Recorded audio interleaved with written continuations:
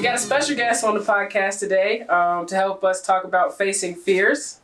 This person, I believe, knows a lot about facing fears. Last episode, I believe we called her a mountain climber. So I like to bring Libby. Explorer, our videographer, editor. Woo! Yeah, Libby. Oh, welcome, Libby. I'm pretty nervous right now. So I'm facing right now. Yeah. You've been behind the camera for the last 15 episodes. Yeah. 20 episodes, so. It's always been my goal to be behind the camera and not deal with what's in front of the camera. So this is different. Yeah. I like that. I feel like you're a great person to have on this episode to talk about facing fears, because I feel like, me personally knowing you, I feel like you've accomplished so much. You've done so much.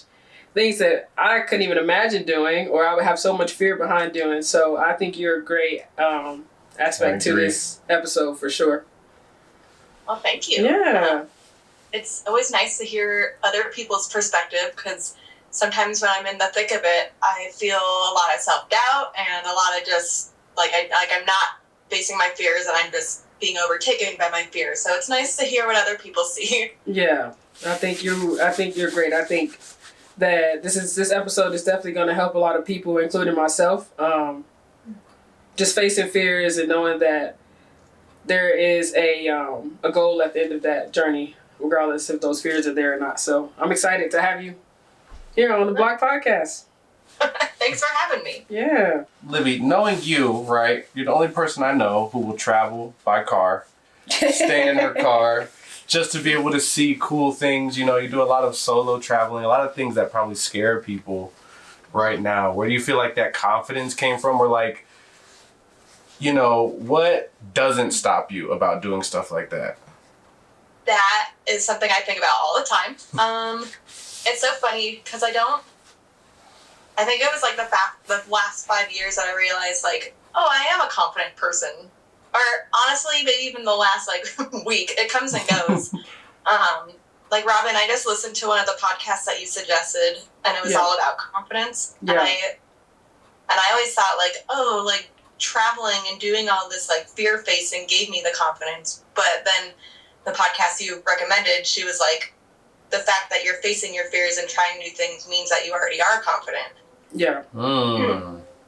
Because I guess when you face your fears, it's about just trusting the process, I guess. Yeah. And making that, you do the pre-work and you set up all the, here's what could happen, here's a worst case scenario, what are the odds that that's going to happen, and then what tools do I have in my personal belt. I don't know, the more that you face your fears, the more you feel more, I guess, comfortable that you're able to handle whatever happens. Yeah. There's definitely been times when I've been freaking out that I was either going to die or not going to be able to make it to where I wanted to go. And there have been times when I haven't.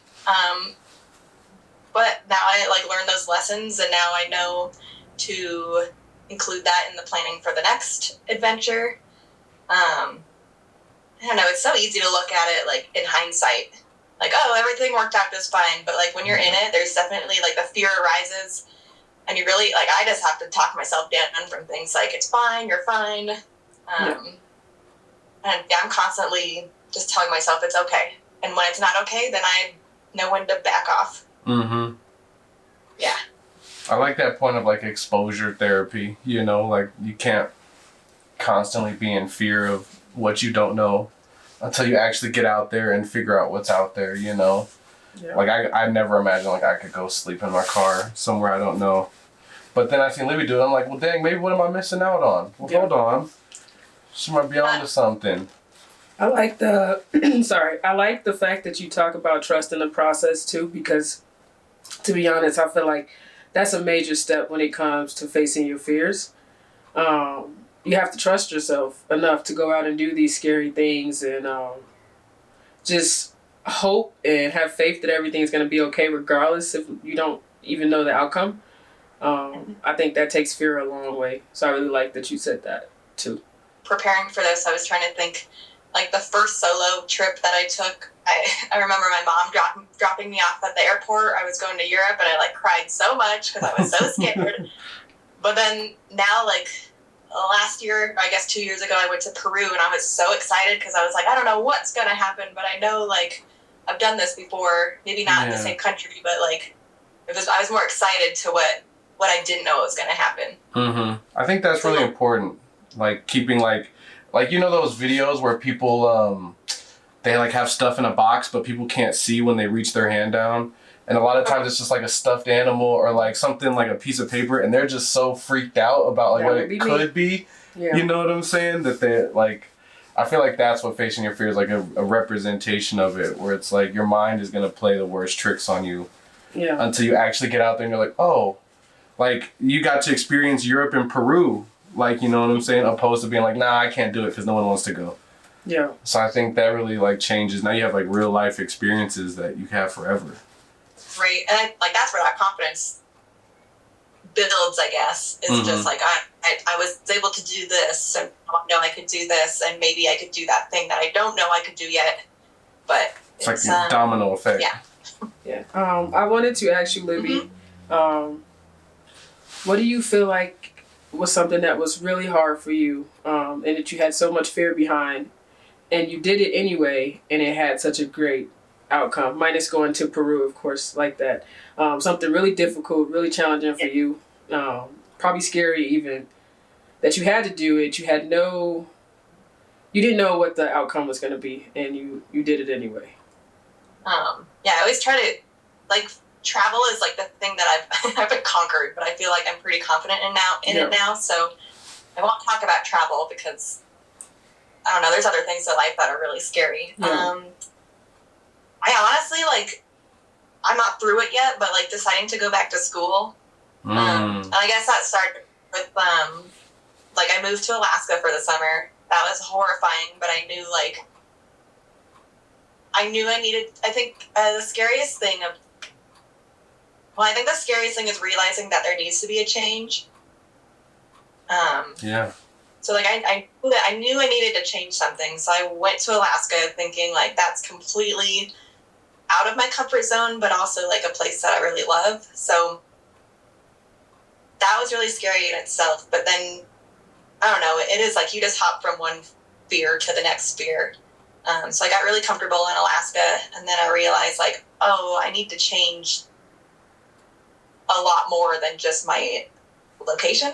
So that's where I realized like I needed to go back to school, and that was horrifying. It still is scary. But like, I don't know, I'm 2 weeks in, and I am still talking myself down from like, I can't do this, to like, yeah, you can. Like, it's going to be really, really, really hard, but it will be worth it. Yeah. And I always want to joke, like, if I finish, but no, I will finish. There we go. Yeah, now it's on video recording. Yeah. Yeah, I have to do this. And you can watch this episode when you go back and you graduated with your master's degree. You're gonna watch this episode again, and you're like, I was talking myself down, like, oh, I'm not gonna finish, and the whole time conquered. I was just crossing fears off the list. So that's the fun thing about if it goes well, even if it doesn't go well, like you still learn something from facing your fears, whether you fail at it or you succeed at it. Like you learn something from it. Yeah. And yeah, that's the exciting part. I love that. I love the growth mindset. Like, like it all starts in your own head, and then you can go from there. Like you gotta like hype yourself up before you just start diving into, because that's what it sounds like. That's where all the confidence comes in. Thinking of it as more of like what's to be discovered opposed to like what's out there. Yeah. That could tear me down, which I think is really cool. Got another question for you. Okay. No, you. Oh, I do. I thought you were. I can ask a question. Yeah. I got you. If you were teaching anyone younger than us, or maybe even older than us, tools and tricks, ways to. Good question. Navigate through facing your fears, because like I said, we all go through these internal thoughts of why things shouldn't work out or why things shouldn't happen.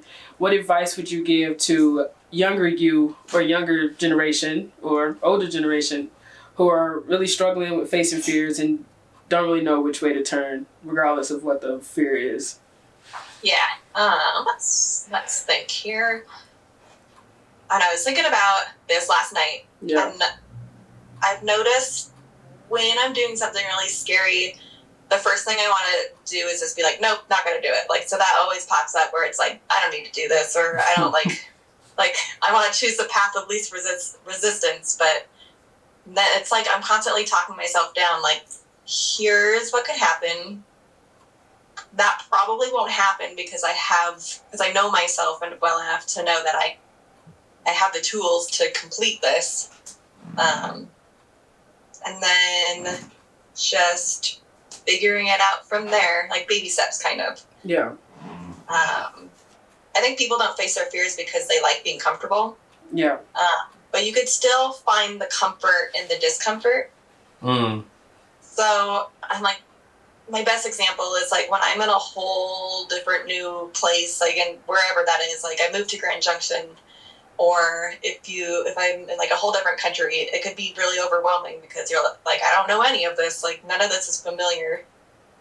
But then I start to kind of realize like, oh, like find the things that bring you familiarity, like example, I don't know, like even being like in a whole new school, whole new environment, like bring a good food that I like to eat. Yeah. Or just find things that bring you comfort, because it doesn't all have to be new.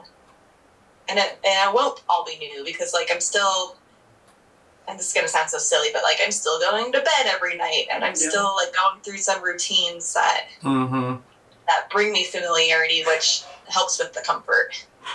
I like that. It doesn't all have to be, and it won't all be at once. Unless, well, I can't even think of an example of where like everything is different. Yeah. Yeah. I think, if I could say, I think different is good because it teaches you different ways of life and different ways of living. So where you may be in a season of the unknown, I feel like it's so cool to experience the unknown because if we just lived in our normal day-to-day routine, where are we really growing? Are we really learning? You know, are we really becoming the best versions of ourselves by just doing the normal day-to-day things that we do? So I think that's a good spot to be at in life. Just trying to familiarize yourself with new things, but also accepting that you could not know much about these new things and being willing to learn. I think that's a great space to be in. I like the idea of minimizing the discomfort a lot. Yeah. I think understanding like, okay, there's a lot, this may be a new situation, but I've experienced this feeling before. Yeah. And recognizing like, okay, I survived last time I felt that feeling, so I'm probably going to survive this time, you know? And I think that's important when it comes to building confidence, which I feel like social media and like right now where we're at is like all about tearing it down. Yeah. Like, you know, group mindset and trying to just follow the crowd opposed to like doing what you want to do. Yeah. And I don't know, I think I face a lot of my fears because I like regret is a big thing that I like don't want to have. Yeah. So I think I've decided I'd rather regret doing something than not have done it at all. That's a good one, yeah. I love that. Yeah, I agree. The fear of regret is probably the number one fear. Let that be it. Yeah.